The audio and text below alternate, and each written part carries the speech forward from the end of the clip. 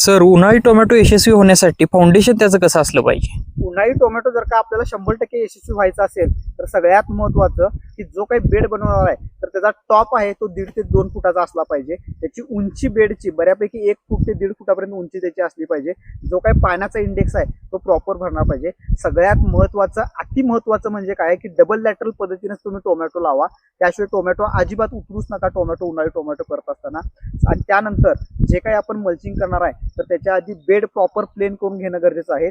जी काही मल्चिंग आपण जमिनीबरोबर आहे तर ती मल्चिंग जमिनीबरोबरच बसली पाहिजे. त्यामध्ये जो काही त्याचा होल आहे त्यात पोकळी नाही राहिली पाहिजे. तर बेसिक ह्या महत्त्वाच्या गोष्टी फाउंडेशन हे प्रॉपर केलंच पाहिजे. त्याचबरोबर रान स्वच्छ असलं पाहिजे, बांध स्वच्छ असलं पाहिजे. आपल्याकडं जे काही लॅटरल टाकणार आहे ते बऱ्यापैकी 200 फूट असलं पाहिजे. 200 फुटापेक्षा जास्त टाकू नका.